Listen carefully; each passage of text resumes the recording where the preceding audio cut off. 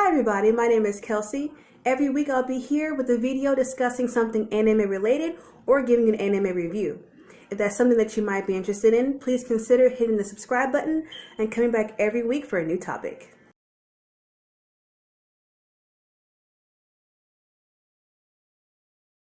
Earlier this month, Crunchyroll hosted their third annual Anime Awards. I mean, it was cool. I watched the whole thing. It was about an hour and a half. I mean, it was cool, but I just wanted to go over a couple of the categories that surprised me because, to be honest, I didn't have a whole lot of expectations, really. I wasn't excited about it necessarily, but I was actually pretty glad to see some of the winners come out the way they did without it being a clean sweep of Demon Slayer like we all thought it was going to be. So here are the couple of categories where I'm actually really happy with the outcome that wasn't Demon Slayer. Looking at my notes, I think this video should be more appropriately titled Why the Promised Neverland Should Have Swept Everything because I did want to talk about Best Antagonist.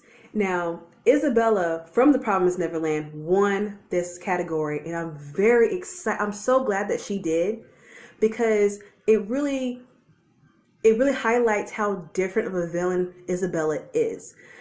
So like the villain for One Punch Man season 2, and then for season 4 of My Hero Academia, those are traditional villains. You have the heroes, villain, fight. Like, you know who they are, they're fighting. But with Isabella, the way that her turn is revealed, it turns the story on top of its head. And it really changes the perspective of the story. And I think that was part of the appeal of the whole show. Like, if you haven't seen The Promised Neverland, go watch it. It's great. Now, I also wanted to go over Best Animation for a moment. Mob Psycho Season 2 won this category, which is great. I am in love with Mob Psycho. I actually have a video coming up about Mob Psycho. I love this show so much. Like, I can't believe I didn't watch this sooner. It's great. And the animation in this show is great. And I'm so glad that it was recognized for it because Demon Slayer was on the list. And it has some good moments. And even Attack on Titan in season 3 has some great moments. But they weren't beating Mob Psycho. I love Mob Psycho. Okay, so for Best Fantasy, I mean, The Promised Neverland won this one. Okay, it won, okay? But you just have to watch it.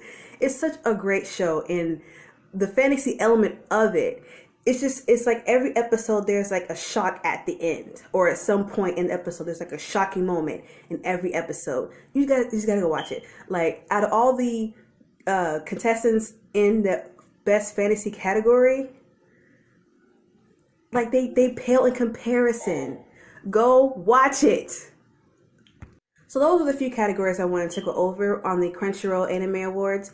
Only did 4, but there are 19 total. So if you wanted to see who else won or whoever was nominated, you can go on the Crunchyroll website, or you can go on the Crunchyroll YouTube page to watch like the whole broadcast. It's about an hour and a half, and there were some really good anime YouTubers on there that I recognized, and maybe one day I will be invited. I mean, probably not, but I mean, it could happen. It could happen. So what did y'all think? Did y'all watch the awards, or did y'all disagree or agree with what I said? Go down in the comments and let me know. I love a differing opinion. Let's talk about it. Make sure you come back next week where we'll discuss something completely different. And I will see y'all then. In the meantime, I'm going to go give my kid some cough medicine because he's coughing up a lung. See y'all next time.